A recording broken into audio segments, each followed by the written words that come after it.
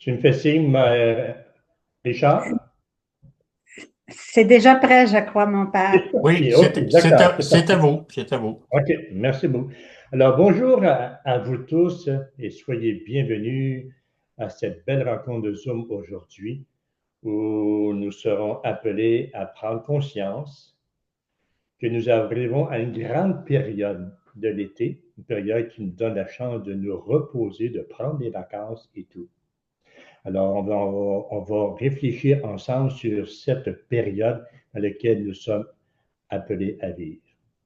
On va commencer avec le signe de la croix. Je vais le chanter. Vous le connaissez probablement, le chant. Au nom de Dieu, notre Père, au nom du Fils, notre frère, au nom de l'Esprit qui nous guide, sois béni, sois adoré, Seigneur. On le répète ensemble. Au nom de Dieu, notre Père, au nom du Fils, notre frère, au nom de l'Esprit qui nous guide, sois béni, sois adoré, Seigneur. Notre Père qui es aux cieux, que ton nom soit sanctifié, que ton règne vienne, que ta volonté soit faite sur la terre comme au ciel. Donne-nous aujourd'hui notre pain de ce jour. Pardonne-nous nos offenses, comme nous pardonnons aussi à ceux qui nous ont offensés. Et ne nous laisse pas entrer en tentation, mais délivre-nous du mal. Amen. Oui, Esprit Saint, c'est toi qui nous guides. Tu es notre lumière, tu es notre vie. Tu es la parole qui jaillit en nos cœurs, comme Jésus l'a si bien dit, et vous enseignera toutes choses. Et n'ayez crainte, n'ayez rien, quand j'aurai à parler, c'est lui qui parlera en vous. Alors, je suis sans crainte parce que le Seigneur veut agir pour nous par l'intermédiaire de l'Esprit Saint qui va prendre possession de ma parole, quoi. Il va nous enseigner. Et en me préparant pour la rencontre d'aujourd'hui, je me disais, quel thème que je devrais développer pour aujourd'hui.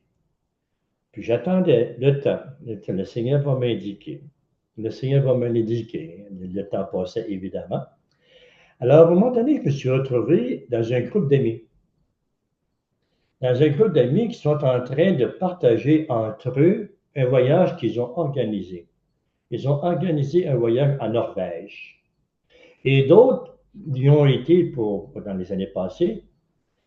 Et ceux qui s'y préparent se partageaient entre eux leur espoir puis leur expérience. Ceux qui ont fait le voyage en Norvège leur disaient, est-ce que vous avez prévu de faire ceci? Est-ce que vous avez prévu d'aller voir cet endroit, tel musée? Allez à tel endroit, c'est très beau. Comment vous rendre d'une ville à l'autre? Prenez plus le train que l'auto parce que à cause des circulations. Et c'était beau de les écouter. Puis moi, évidemment, j'ai pas fait l'expérience de la Norvège, puis j'ai pas l'intention d'y aller non plus. Alors, j'écoutais mes amis de partager, puis je prenais conscience que c'est vraiment, faire un voyage comme ça, c'est vraiment toute une planification. Toute une planification pour un bon déroulement, puis surtout se sentir en sécurité. Je pars en toute sécurité et je sais vers quoi je m'en vais et je vais vivre quelque chose de beau avec d'autres amis pendant 2 semaines. Ils partent 2 semaines. Puis, par la suite, ils ont échangé entre eux dans une deuxième étape, disant que oui, justement, dans tel musée, j'ai été sur Internet, j'ai été voir ce qui se passe dans ce musée, pour quelles raisons cet endroit est très bien à visiter à Norvège et tout. Alors, on voyait que les gens se préparaient pour, euh, pour ce voyage. Et ils étaient stimulés, ils avaient soif de vivre quelque chose de beau, de grand.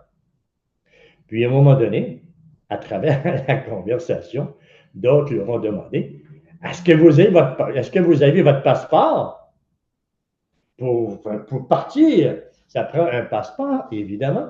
Alors, une personne du groupe, il dit, justement, il faut que j'aille le chercher. Il n'avait pas encore son passeport. Il fallait qu'il aille chercher ton passeport. Oh, le temps est court et tout, dépêche-toi pour que tu puisses partir parce que sinon, tu ne partiras pas. Ça te prend un passeport. Un passeport pour voyager, un passeport pour vivre une expérience, une grande expérience. Alors, c'est le thème que j'ai choisi pour aujourd'hui. Le passeport. Le passeport dans la divine volonté. Alors, je commence avec le tome 19. Le tome 19 qui est le 1er juillet 1926. Ce beau passage nous rappelle, à travers l'échange entre Jésus et Louisa, nous rappelle l'expérience divine de Adam avant le péché originel. Et quand on réfléchit à Adam dans sa vie divine, participant à la vie divine du Seigneur, il était en pleine communion avec lui, et réfléchissant par la suite avec le péché originel, Louisa faisait le tour de l'Ancien Testament avec Moïse et tous les prophètes et tout. Et elle se demandait comment on pouvait retrouver cette unité en Adam. Et le Seigneur parle justement des connaissances.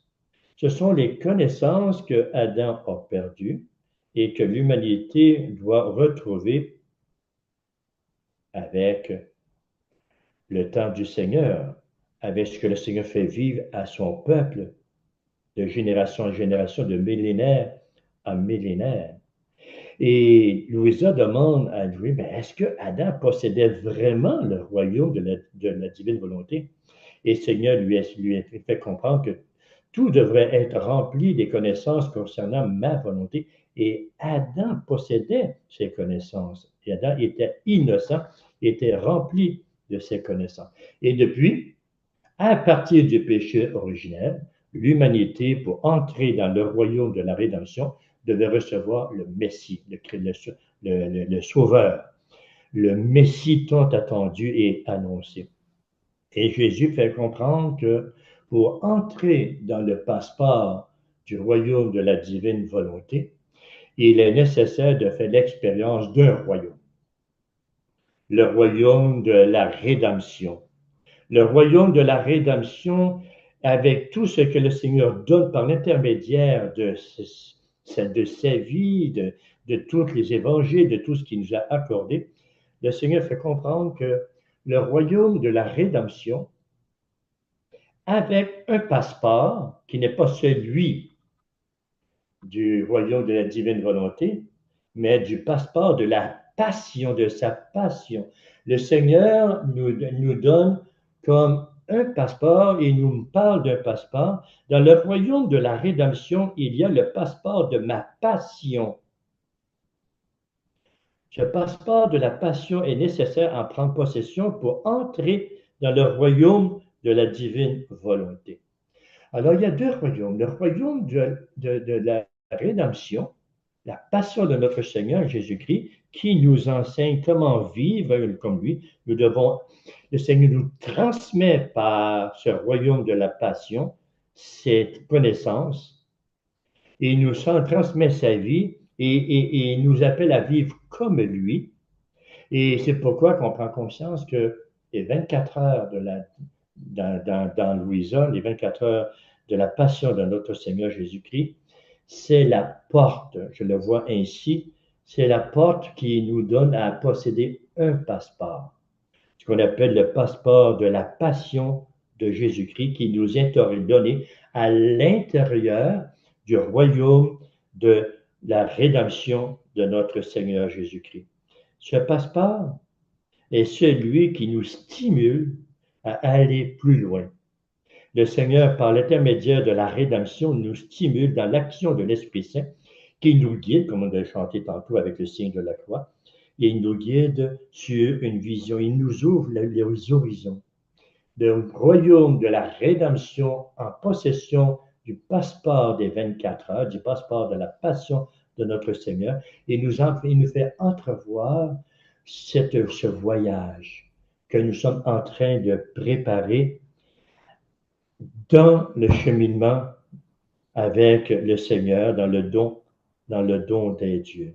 Donc, il y a dans ce passage du 1er juillet 1926, tome 19, il y a cette compréhension que l'humanité a perdu l'innocence de Adam. Adam était en pleine possession du royaume de la divine volonté. Il était en possession de cette vie divine en Dieu. Dieu vivait en lui, il vivait en Dieu. Par le péché originel, le Seigneur vient dans le mystère, dans le fiat, dans le décret de la rédemption. De ce décret, le Seigneur nous fait vivre avec lui sa passion dans les 24 heures si importante. À travers cette méditation, cette prière, à travers la vie avec lui dans sa passion, il nous donne un passeport qu'on appelle le passeport de ma passion pour nous aider à entrer dans le royaume de la divine volonté. C'est le premier passage que je retiens avec vous. Alors, la passion de notre Jésus-Christ, vécue, méditée comme Marie, comme Louisa, dans la divine volonté, cette méditation du royaume de la passion de notre Seigneur Jésus-Christ, le royaume de la rédemption, plus qui grandit en nous, plus qui nous donne la possibilité d'accueillir le passeport de la divine volonté, celui qui nous fait entrer dans le royaume de Dieu. Alors, si je comprends bien, on ne peut pas passer du royaume de la divine volonté si nous ne sommes pas pleinement dans le royaume de la rédemption. Le royaume de la rédemption est la porte qui s'en trouve et cheminant dans le royaume de la rédemption, méditant, priant, savourant spirituellement dans notre âme cette rédemption, au point de vivre la passion de notre Seigneur Jésus comme il le vit. Comment Jésus vit-il sa passion? Tout ce qu'il reçoit par les bourreaux, par ce qu'on appelle ses ennemis, c'est vécu avec amour, adoration, tendresse et encore des souffrances parce que je suis en train de vous donner la grâce de passer du royaume de la rédemption au royaume de la divinisation, de la divine volonté. Le Seigneur, à travers sa passion, il nous invite à aimer, à chérir cette passion, au point que quand on le voit flageller, ça devient pour nous une douceur. Ce n'est pas une douceur pour le Seigneur. On le voit, hein, les fouets de feu, les fers crochus, il souffre par le péché, il souffre par l'amour, il souffre par le fouet humain. On voit qu'il souffre, mais en même temps, quand on est capable d'entrer dans la profondeur de la passion de Jésus-Christ, entre autres en celui de la flagellation, pour le Seigneur, ça devient une douceur. Ça lui devient pour lui une joie, parce que chaque fois qu'il reçoit un coup, il voit les âmes qui sont sauvées. Et c'est le but de la passion, c'est le but du passeport que le Seigneur dit. Vous allez obtenir du royaume de la rédemption, vous allez obtenir le passeport de ma passion. C'est le premier passeport qu'il nous donne et c'est le même passeport qui nous fait grandir parce qu'il est transformé, ce passeport. Le passeport de la passion de notre Seigneur Jésus-Christ, exprimé en ce jour du 1er juillet 1926 à Louisa. Ce passeport de la rédemption, quand on regarde la passion de notre Seigneur Jésus-Christ, on a à savourer, à vivre en douceur c'est beaucoup, c'est ce moment particulier du Seigneur, de sa passion, et comment on peut le vivre comme lui, en regardant les bourreaux, en les aimant. Et Jésus, regardant ses bourreaux, une douceur sort de ses yeux, une joie, une paix, un amour sort de ses yeux. Et on dit même que le regard de Jésus, un regard d'amour et divin, descend dans l'âme des bourreaux. Évidemment, dans ce passage que je pense, que je n'ai pas avec moi, ce passage que je pense, les bourreaux reculent. Ils reculent, ils reculent. Ils ne sont pas capables de supporter cette douceur qui descend dans leur âme, ce regard de lumière qui descend dans leur âme. Ils sont incapables de le supporter. Ils reculent et d'autres prennent la place, prennent le relève pour continuer la passion de notre Seigneur Jésus-Christ. Mais pour ceux qui vivent dans le royaume de la rédemption et qui sont en marche, désirant le royaume du don de la divine volonté, ce regard de Jésus peut pénétrer dans notre cœur et nous stimuler, nous donner la joie et de dire j'aime et j'adore Jésus dans sa passion. C'est ainsi que le Seigneur nous fait comprendre que le passeport pour entrer dans le royaume de la divine volonté est celui de sa passion. Et c'est ainsi que nous sommes appelés à faire le passage d'un à l'autre. On ne peut pas prendre possession du royaume de la divine volonté. On ne peut pas vivre le royaume de la divine volonté si, à la base, nous ne désirons pas ou ne n'aimons pas, nous ne sommes pas à l'aise avec la passion de Jésus-Christ. La passion de Jésus-Christ est un moment d'adoration de Jésus pour son Père, dans l'action de l'Esprit Saint, et c'est un moment d'amour divin pour nous. Et comment ne pas aimer la passion de notre Seigneur Jésus-Christ et de chérir cette passion de Jésus-Christ. Et le Seigneur nous fait comprendre que pour vivre dans cette passion, recevoir le passeport de la passion de notre Seigneur Jésus-Christ, pour cheminer vers le royaume de la divine volonté, Jésus dit, ton passeport doit obtenir 3 signatures. Parce que le passeport qu'on reçoit, le passeport de la passion de notre Seigneur Jésus-Christ, si on peut comprendre, ce sont des pages blanches. Ce sont des pages blanches dans le passeport où il y aura des tampons. Nous, on connaît nos passeports, on a voyagé et tout, on s'en va en Norvège, il y aura des tampons dans le passeport. Alors, dans le passeport de la passion de notre Seigneur Jésus-Christ, ce sont des pages blanches où il doit y avoir non pas des tampons, mais des signatures. Des signatures qui permettent de faire le passage du royaume de la rédemption au royaume de la divine volonté, du fiat de l'Esprit Saint qui nous guide. Et les signatures sont très importantes. On peut les entrevoir dans le tome 3, le 16 du 4e mois, janvier, février, mars, avril, 4e mois d'avril 1900, où le Seigneur dit, après plusieurs jours amers, de privations et de réprimandes de la part de Jésus béni, le Seigneur vient voir Louisa pour lui donner une belle consolation et lui faire comprendre l'importance de ce passeport qu'on peut obtenir, qui nous est livré, qui nous est déposé dans les mains, qui est cher à notre cœur, à notre âme, le passeport de la passion de notre Jésus-Christ. Tout au long des textes que nous allons voir, n'oublions jamais que le passeport que je vous parle, c'est le passeport de la passion de notre Jésus-Christ.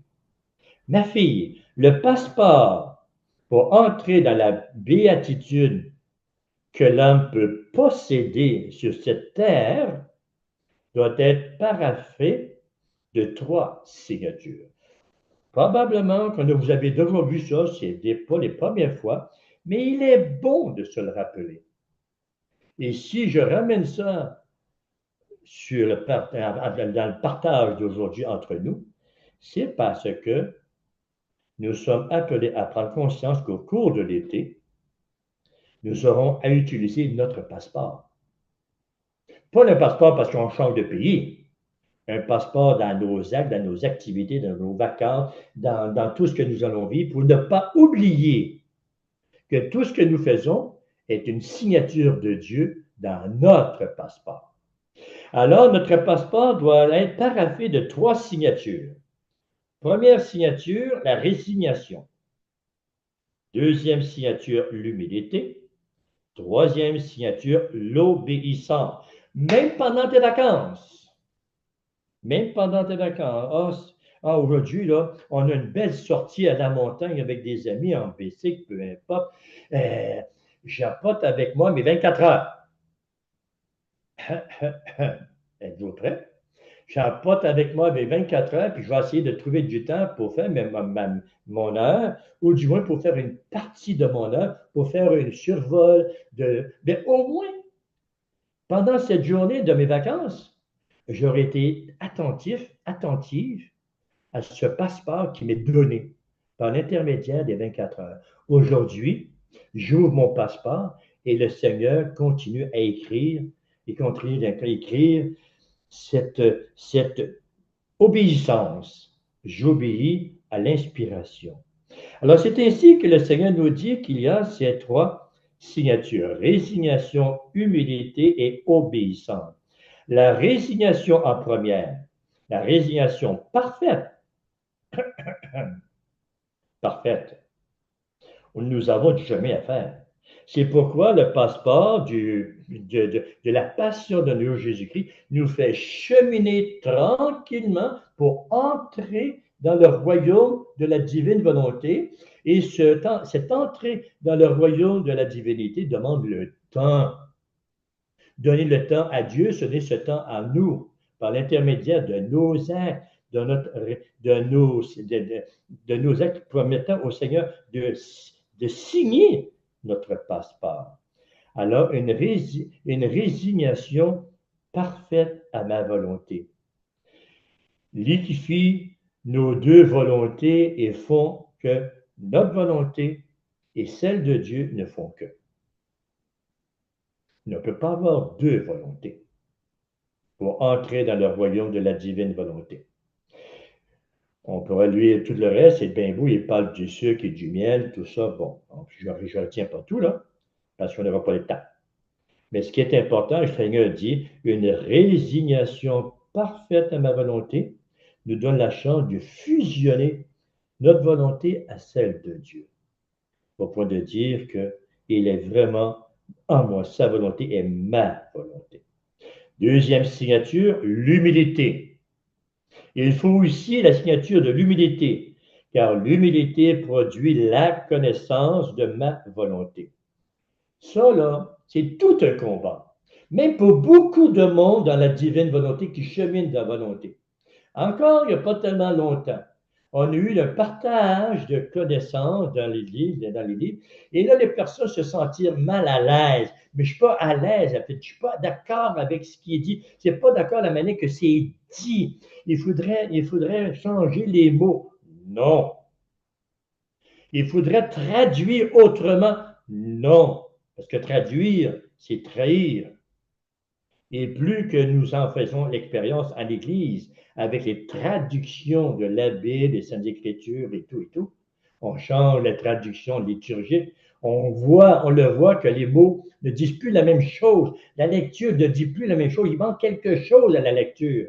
Alors, toutes les fois qu'on veut transformer la parole de Dieu, il y a cette blessure qui se fait quand on est connaissant de la parole de Dieu.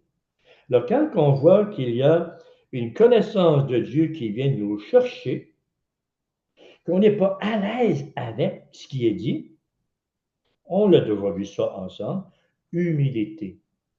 C'est l'Esprit Saint qui t'enseigne. celui qui a été envoyé. Et il t'enseigne la parole de Dieu, une parole vivante, divine, qui transforme notre âme, qui transforme notre volonté à la volonté de Dieu, pour que nous fassions un en lui, comme on l'a vu il y a quelques instants. Alors, par l'humilité que produit la volonté de Dieu, il y a un pas de plus. J'accueille dans un abandon, dans une résignation. C'est lui qui me parle, je l'accueille. Et accueillant le Seigneur en toute humilité, en toute résignation parfaite, je l'accueille dans sa connaissance, je l'accueille dans sa parole qui produit en moi cette connaissance et dans laquelle je vais désirer à mieux le connaître. Et ça nous conduit à l'obéissance. À l'obéissance. Une parole qui me parle, une parole qui vient me chercher. Quand je suis pleinement en communion avec la parole de Dieu, dans la connaissance de Jésus-Christ, dans la vérité qui nous est donnée dans les écrits de Louisa, ça va bien d'obéir. Mais quand on voit que ça vient nous chercher, on est mal à l'aise, on frissonne sur notre chaise, alors il y a un acte à accomplir, c'est celui d'obéir à la parole de Dieu. Et la parole de Dieu passe par les écrits de Louisa. La parole de Dieu passe par l'Église. On a déjà parlé, pas tellement longtemps, de l'importance d'obéir à l'Église. Comment veux-tu obéir à l'Église? Comment veux-tu obéir à Dieu? C'est en obéissant dans cette parole de Dieu qui nous révèle la profondeur de la vie en lui. Et il nous parle de l'importance de cette obéissance. L'obéissance détruit complètement votre volonté propre. À toutes les fois que tu bouges sur ta chaise, à toutes les fois que tu réagis, puis à toutes les fois que tu prends une respiration, ouf, mon Dieu, mon Dieu, mon Dieu, à toutes les fois que tu obéis dans l'humilité et dans la résignation parfaite, il se produit quoi? La signature de Dieu dans ton passeport. Parce que le Seigneur est en train d'écrire ton passeport et le Seigneur écrit dans les feuilles blanches de ton passeport de la passion de notre Seigneur où il y a quelque chose de spécial qui se passe. Tu es en train de mourir à ta volonté propre, à ta volonté humaine.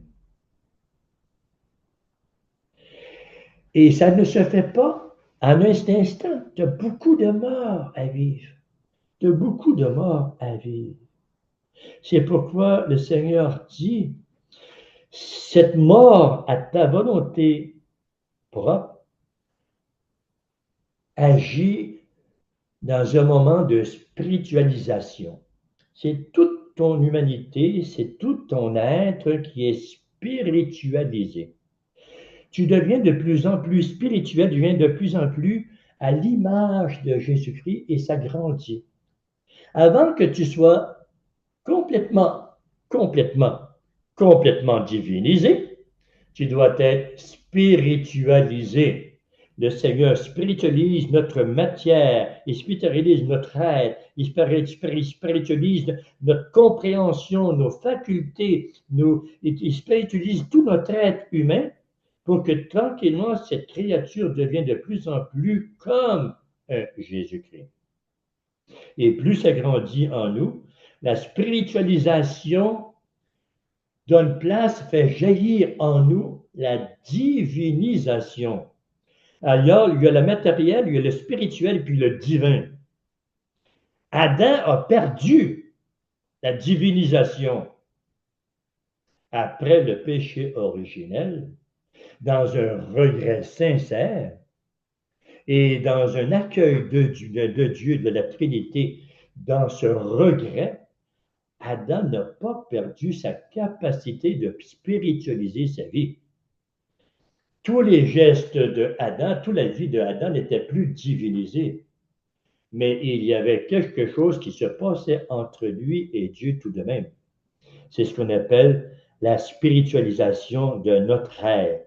Plus que nous sommes spiritualisés, plus que le Seigneur nous donne cette capacité d'accueillir un plus de lui, qu'on appelle le début de la divinisation. À notre temps, c'est donné à partir de Louisa. C'est pourquoi Louisa, dans le texte tantôt, dans le tome 19, le 1er juillet 2026, elle se demandait pourquoi toutes ces générations, tous ces siècles où on n'a pas été capable de les chercher ce que Adam a perdu. Prenons conscience que tous les prophètes, tous les gens de l'Ancien Testament sont des êtres spirituels. Ils vivent des moments particuliers. Et les prophètes, on pense à Moïse, on pense à Élie, on pense à bien d'autres. C'étaient des êtres spirituels. Mais il n'y avait pas en eux cette capacité de diviniser leur vie parce que ce n'était pas le moment. Il y avait en premier lieu un décret qui devait être réalisé pleinement. Et c'est le décret de la rédemption, le royaume de la rédemption. Le décret de la rédemption, le décret de Jésus-Christ, doit être complet pour que se réalise le début et la réalisation du décret de la sanctification. Le décret, le royaume de la rédemption est le royaume où Dieu nous donne la grâce de spiritualiser notre vie. Sinon, on est des bêtes. Sinon, on vit comme des bêtes. Le Seigneur nous donne cette grâce de la spiritualisation de notre être.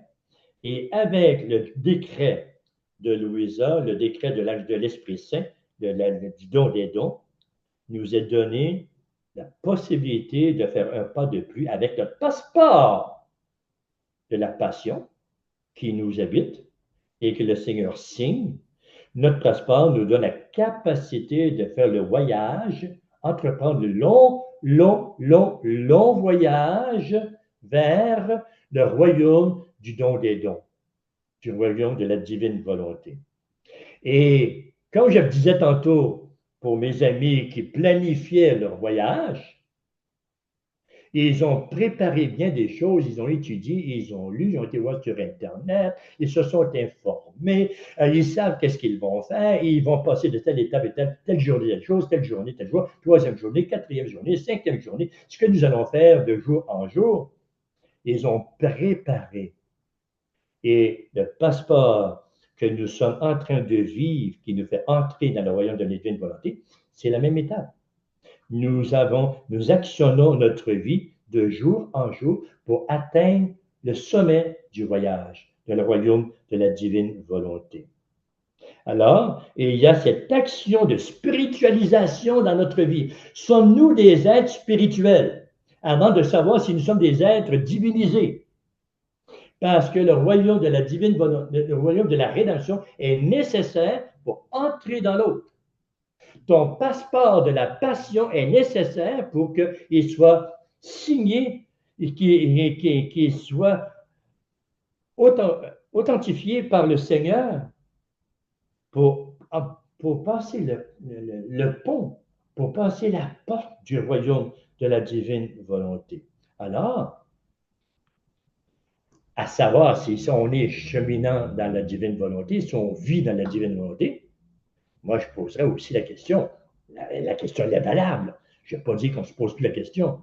Mais je dirais aussi, mais avant, est-ce que tu sens que tu es spiritualisé? Est-ce que toute ta vie est spirituelle au point que ta vie spirituelle t'amène à vivre tes comportements humains bien différemment? Un exemple, tu t'en vas en montagne en bicycle, tu apportes tes 24 heures. Ça, c'est un moment de spirituel.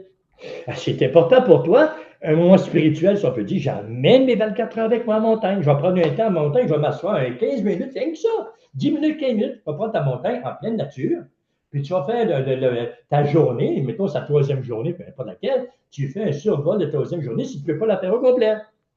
Au moins, Tu as apporté quelque chose avec toi spirituellement. Spirituellement, tu étais apporté, tu étais amené dans l'Esprit Saint, évidemment. Spirituellement, tu amènes avec toi le livre. Et ton acte spirituel, tu as apporté, tu l'as mis dans la pochette de ton bicycle pour aller à la montagne, ça prend.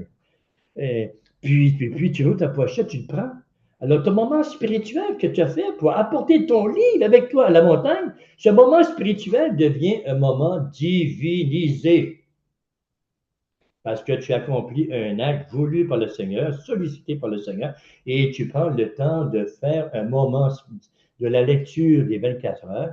Alors, ton moment spirituel, j'apporte mon livre avec moi à montagne, tu le prends, tu t'assois et tu mets à lire, à méditer, à prier, 15 minutes, peu importe le temps.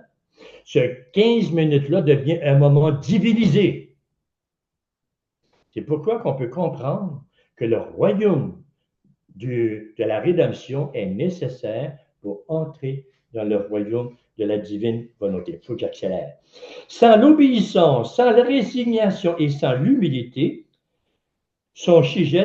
les âmes sont sujettes à l'instabilité, ce qu'on appelle l'inconstance aussi. Et le Seigneur nous a souvent dit, une âme est inconstante et est une âme dans laquelle il y a la difficulté. Le Seigneur lui-même a de la difficulté à travailler. Alors, dans la période des vacances qui s'en vient, si vous êtes porté à dire, bon, mais mes 24 heures, je reprends en septembre ou en mois d'août, quand vous allez revenir de vacances, peu importe quand, dites-vous que vous entrez dans une période d'inconstance ou dans laquelle le Seigneur arrête de signer votre passeport de la passion. D'où la stricte nécessité de la signature de l'obéissance pour que soit validé le passeport permettant de passer dans le royaume de la félicité spirituelle dans l'âme pour jouir pleinement le royaume de la divine volonté. La félicité spirituelle dans l'âme. L'obéissance nous donne cette joie dans l'âme de vivre spirituellement une joie du Seigneur. Et cette joie est pour nous un stimulus pour continuer notre cheminement dans le royaume. Sans les signatures de la résignation, de l'humilité et de l'obéissance, le passeport sera sans valeur et l'âme sera toujours éloignée du royaume de la divine volonté. On veut, mais on s'éloigne en même temps. Je veux, mais je m'éloigne en même temps, nous dit le Seigneur. Dans d'autres passages, je ne prendrai pas tout parce que dans d'autres passages, je vous donne des textes, puis on les trouve aussi dans d'autres enseignements, on les trouve aussi sur YouTube, mais des beaux textes qui sont importants pour comprendre la disponibilité de l'âme pour vivre le royaume de la divine volonté et pour que cette disponibilité de l'âme, la disponibilité de l'âme nous permet au Seigneur d'écrire dans nos pages blanches de notre passeport. Je vous donne 2-3 textes. Je pense que Richard va s'en occuper pour que ça soit transmis aussi. Le tome 4, le 16 juillet 1901. Un beau texte nous montrant la disponibilité de l'âme pour que le Seigneur puisse écrire notre passeport. Le tome toujours 4, 14 octobre 1901. Okay. Le tome 11, le 20 août 1913. Et attendez une minute, à quelle place que je vais me... Le tome 11, OK, je voulais donner... OK. Bon, après ça, on s'en irait au tome 16. Le 16 octobre de 1900, pas 2000, mais 1923. Et le 19 mars 1924. OK. Moi, je vais m'arrêter ici avec le tome, mon tome 16. Attendez une minute que je le retrouve. C'est un beau tome que j'aime beaucoup. Non, non, non, non, non. Avant de prendre le tome 16, j'avais continué avec le tome 29. Oui, le tome 29. Oui, le tome 29, le 13 juillet 1931, ça sera mon avant-dernier pour terminer avec le 16 après la suite. Parce que le 16, je l'ai trouvé très, très, très joli. Alors, le tome 29, le 13 juillet 1931, le Seigneur parle du passeport à nouveau. Le mouvement, le mouvement est signe de vie. On est en mouvement en Dieu. On est un signe de vie.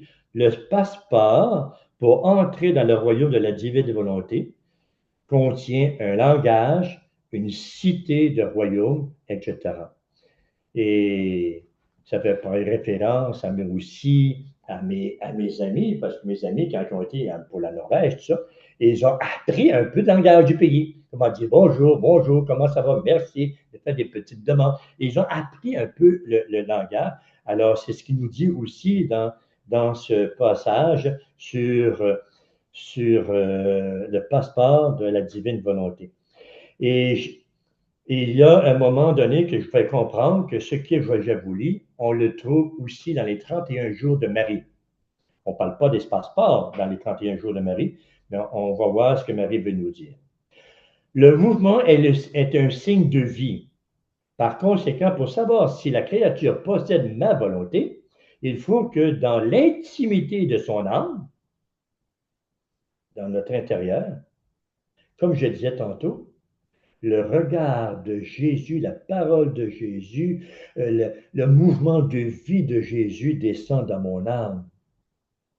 Il faut que dans l'intimité de l'âme, elle sent que ma volonté seule est le mouvement premier de tout ce qui se passe en elle. C'est aussi un moment spirituel. Je m'en vais en vacances, on s'en va tous en vacances à un moment donné, j'amène avec moi mon 24 heures. C'est un mouvement intérieur, un mouvement spirituel. L'Esprit Saint me parle et il se passe un mouvement premier dans mon âme. Et j'obéis à ce mouvement intérieur. Et c'est pourquoi en elle, ma volonté règne en elle parce qu'elle est attentive à tout ce qui se passe dans son intérieur. Son premier mouvement intérieur est un mouvement divin sur quoi vont s'appuyer tous les actes intérieurs et extérieurs. Alors le Seigneur a un mouvement intérieur, mon âme est obéissante, j'amène mes 24 heures avec moi, et par la suite, extérieurement, je vis un moment de divinisation dans le Seigneur. À l'extérieur, je vais vivre cette lecture de ma troisième heure. Tantôt, je dis la troisième heure. Alors, intérieurement, le Seigneur est actif dans mon âme et de ce mouvement intérieur, je vis extérieurement ce moment divin. Prendre le temps de lire et de savourer cette lecture des 24 heures de Jésus-Christ qui sont pour moi une douceur. Ce mouvement intérieur et extérieur, c'est aussi la manière de proclamer le royaume de la divine volonté. Nous sommes les témoins et le Seigneur nous donne de vivre ainsi. Je reçois intérieurement et de ce que je reçois dans mon cœur, je le partage. C'est extérieur. Ma volonté sera donc le premier mouvement, le mot d'ordre, le commandement, le souverain, de sorte que chaque acte restera dans l'attente de ce premier mouvement avant d'agir et passer à l'action.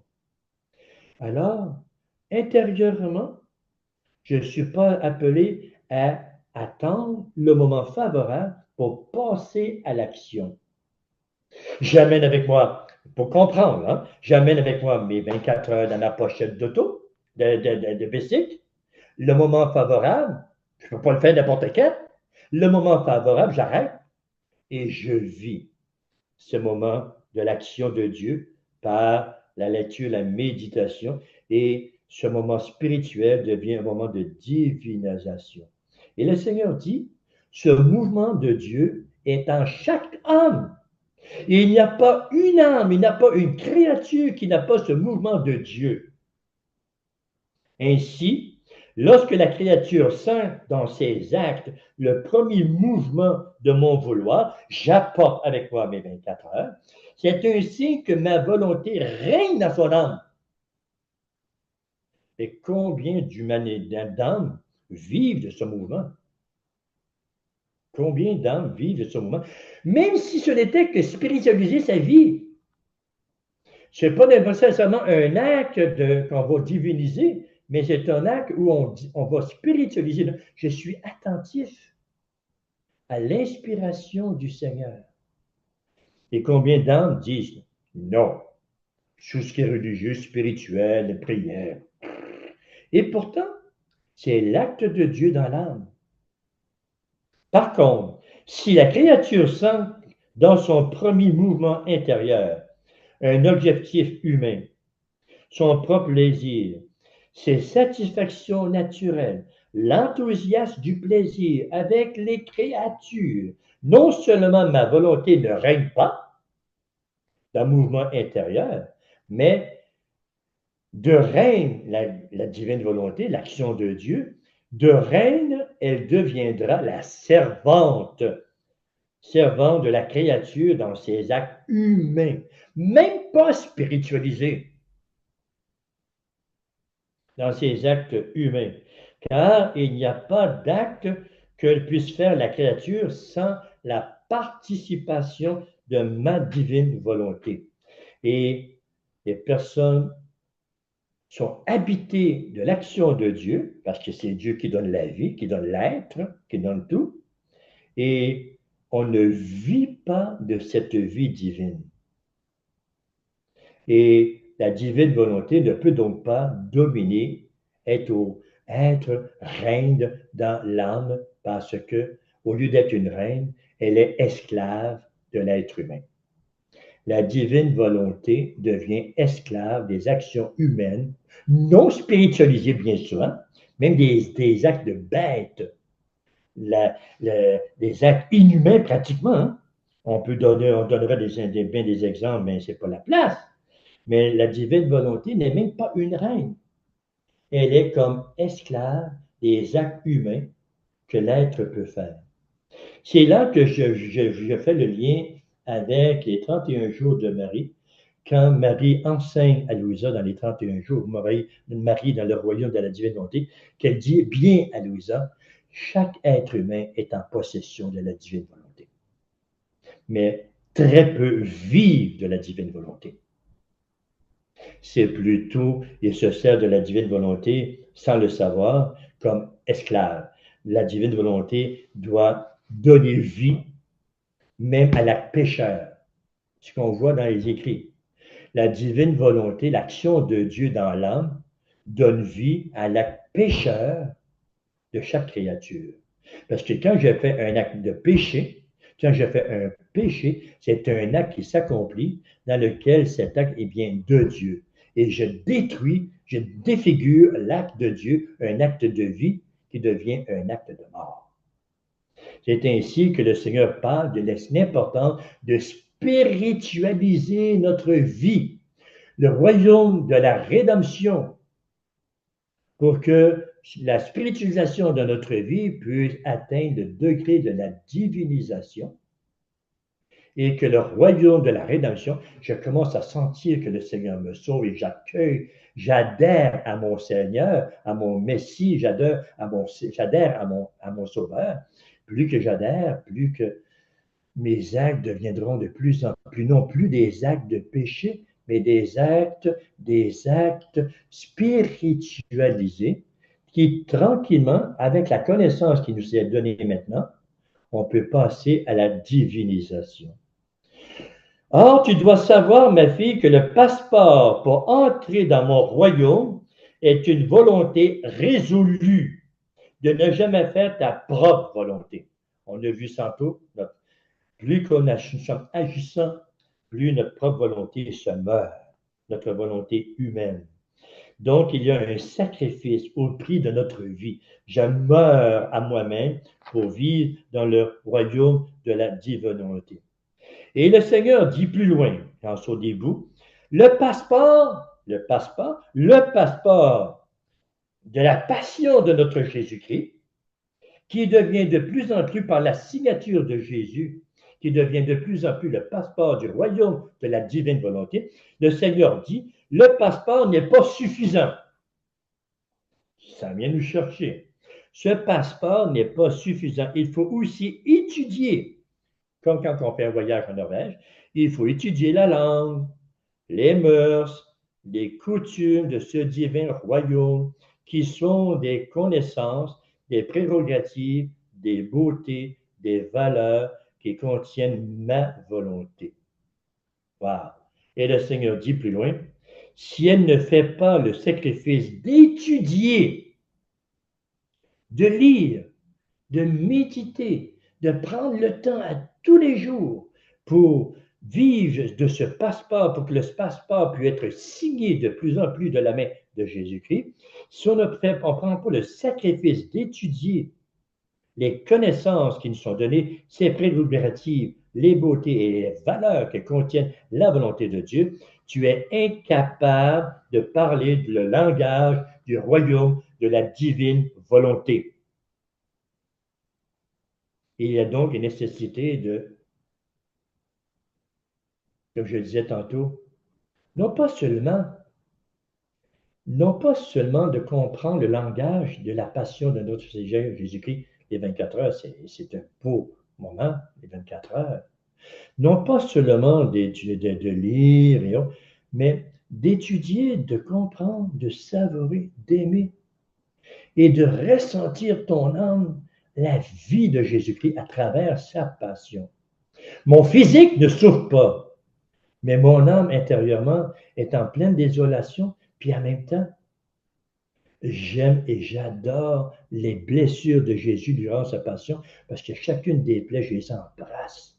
J'embrasse sa chair, j'embrasse son sang, j'embrasse ses plaies, j'embrasse ses os, et je m'en fais la demeure éternelle. Quand le Seigneur va ressusciter, ses plaies sont refermées, elles sont guéries, et à l'intérieur de ces plaies guéries, il y a nous dans chacune des plaies. Elles deviennent notre demeure.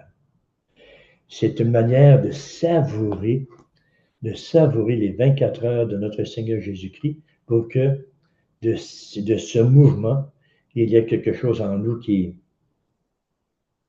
grandit très fort. Je termine avec, excusez-moi un peu le temps, je termine avec le tome 16, que je prends le temps avec vous, car il est merveilleux ce tome 16 aussi. OK? Le tome 16, je vous donne la date, c'était le 19 mars 1924, où que le Seigneur nous parle du passeport. Et quel passeport? Pas un passeport spiritualisé dans le royaume de la divine, dans le royaume de la rédemption. On voit l'importance que notre âme, notre être, toute notre vie est spiritualisée de plus en plus. Comme Saint Paul, ce n'est plus moi qui vis, c'est le Christ qui vit. Mais Saint Paul n'est pas dans le royaume de la divine volonté. Saint Paul est dans le royaume de la rédemption, du salut. Et nous sommes appelés à vivre de la spiritualisation à la divinisation. Et le Seigneur nous parle de l'importance de ce passeport. Je commence. Pour moi, c'est le deuxième paragraphe. Par conséquent, entre dans ma volonté, promène-toi entre le ciel et la terre et visite chacun, le ciel et la terre. Louisa est en train de savourer tout ce que Seigneur lui donne. Ce n'est pas au niveau psychologique, ce n'est pas au niveau de la pensée, c'est au niveau de l'amour, de l'adoration dans l'âme. Louisa savoure les paroles de Jésus-Christ. Chaque expérience avec Jésus-Christ est un moment de douceur, de joie et de paix. Elle goûte Dieu, elle vit Dieu. Je dirais même, elle mange Dieu spirituellement. Ma volonté est une lumière très pure, possédant l'omniscience, laquelle est comme un passeport. C'est quoi notre passeport? C'est aussi la lumière de l'omniscience de Dieu.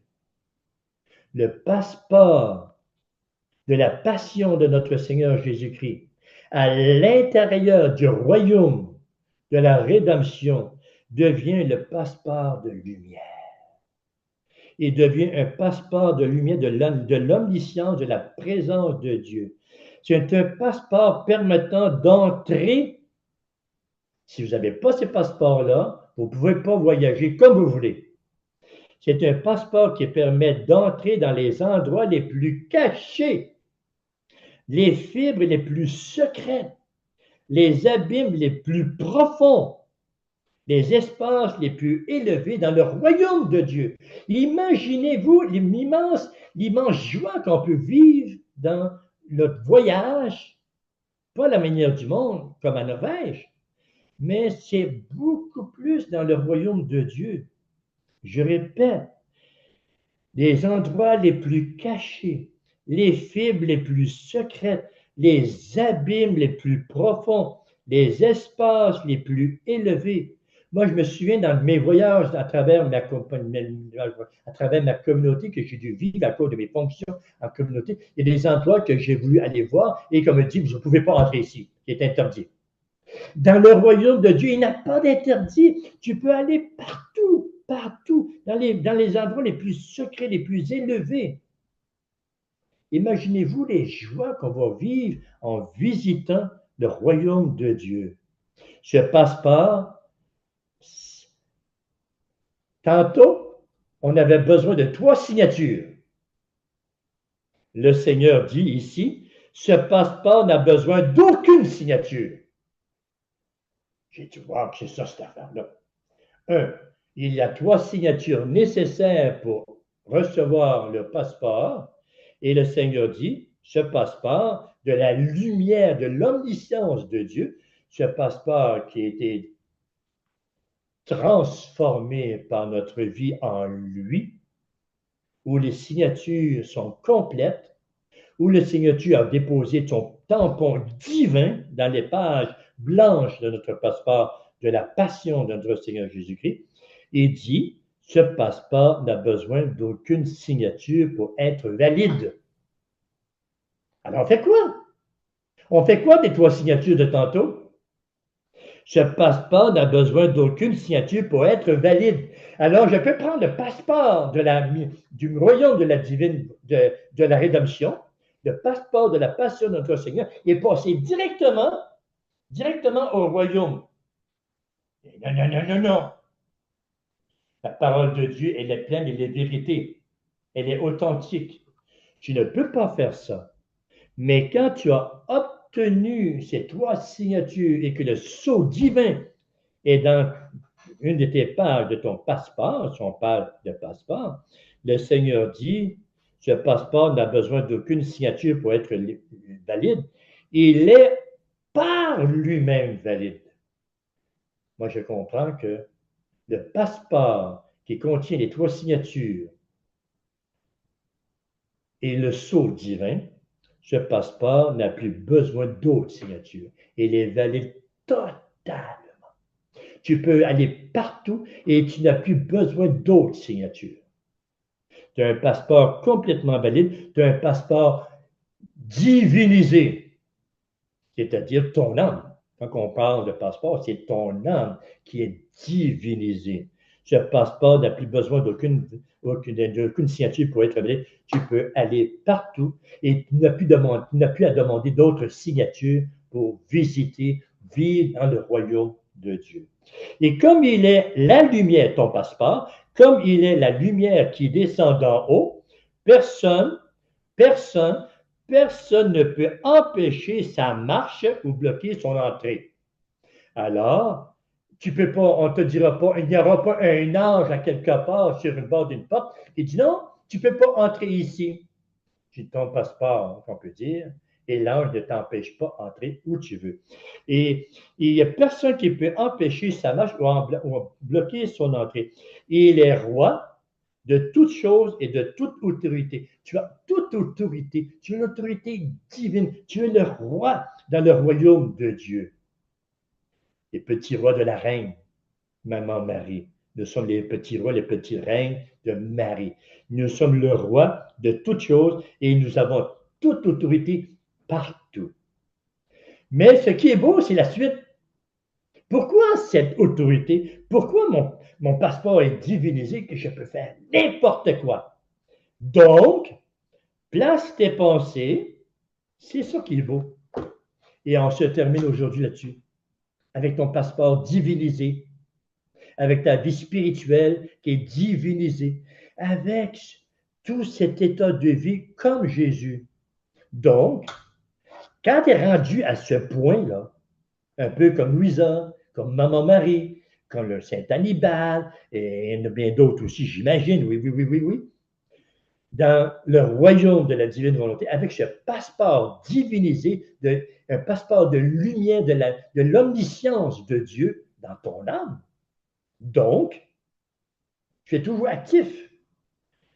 Place tes pensées, tes paroles, tes battements de cœur, tes souffrances et tout ton être en circulation dans ma volonté. Oui, tu as toute autorité. Tu es un enfant de lumière. Tu as un passeport de lumière de l'omniscience de Dieu. Tu es comme Dieu. Attention, on est dans un acte de participation à la nature divine. On ne se prend pas pour Dieu. Je suis actif avec lui. Alors, il dit, tes pensées, tes paroles, tes battements de cœur, tes souffrances, tout ton être en circulation dans ma volonté, place tout cela dans ma volonté. Et ne laisse rien en toi afin que, par le passeport de la lumière de ma volonté, tantôt c'était le passeport de la passion de notre Seigneur Jésus-Christ, le même passeport de la passion de notre Seigneur Jésus-Christ est devenu le passeport de la lumière de la divine volonté. Et dans cette vertu divine, tu peux accomplir des miracles, passé, présent et futur. Tu puisses entrer dans chaque action des créatures, passé, présent et futur, et multiplier ma vie en chacune, dans chaque être, passé, présent et futur. Or, comme je serai heureux de voir que, par la vertu de ma volonté, les créatures empliront le ciel et la terre avec autant de mes vies qu'il y a de créatures. Chaque créature devient une vie en Dieu parce que je suis habité de ce passeport de lumière de l'omniscience de Dieu. Mon passeport que j'ai acquis par les 24 heures, entre autres, par bien d'autres choses aussi, mais par les 24 heures, par les connaissances, par les actes de Dieu en moi, mes actes en communion avec les actes de Dieu, par ce passeport de la passion de notre Seigneur Jésus-Christ, je grandis au point que je donne à toute l'humanité, passé, présent, futur, les bienfaits, les bienfaits de l'action divine.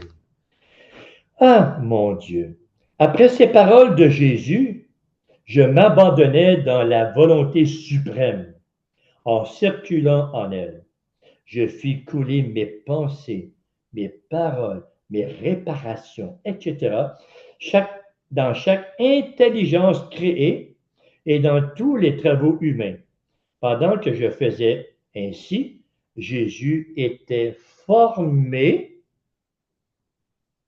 dans les créatures, dans les âmes. Or, comme il était ravissant de voir beaucoup de Jésus partout où le passeport de la lumière de la divine volonté éternelle passait. Je suis en bicycle, je monte, je circule, je vois beaucoup de monde, etc., etc. Et partout que je passe, la lumière de la divine volonté passait parmi eux et dans mes actions, je leur donnais la chance d'accueillir ce que j'ai reçu du Seigneur. Je transmettais aux autres et je faisais naître des Jésus dans leur vie. Tout cela parce que il m'a été donné un passeport. Un passeport que peut utiliser n'importe quel temps, mais surtout, en période de vacances pour l'été qui vient, dans cette période estivale. Prenons conscience que, prenons conscience que nos vacances, partout qu'on va, on amène avec nous notre passeport. Gloire au Père, au Fils et au Saint-Esprit, au Dieu qui est, qui était et qui vient pour les siècles des siècles. Amen. J'oserais dire bonnes vacances.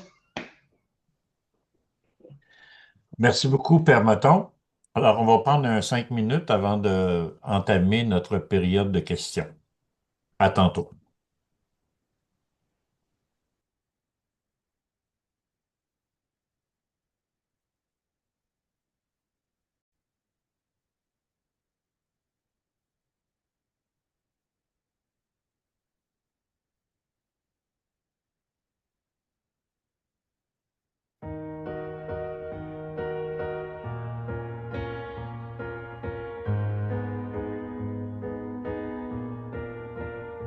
J'aimerais tant, ô Jésus, t'aimer à en mourir, ne penser, ne désirer que toi.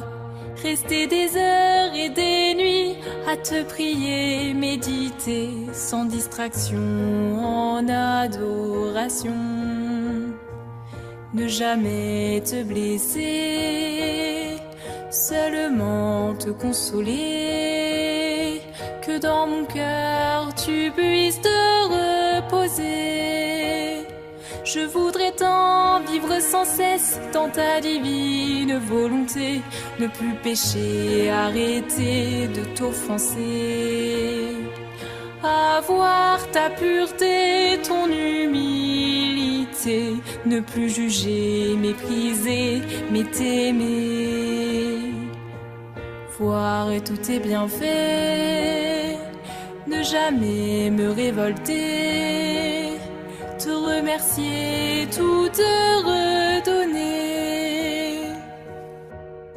Mais je n'ai rien, mais je n'ai rien que ma misère et mon péché, mes faiblesses, mes chutes répétées.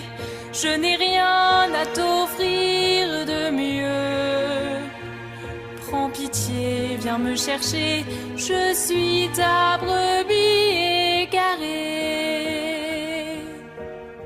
J'aimerais tant avoir le courage des martyrs et pouvoir te dire que je veux mourir pour toi, avoir l'audace des missionnaires, te prêcher de par le monde, sans honte et sans peur d'être condamné, accepter avec patience toutes mes souffrances et même aller jusqu'à te dire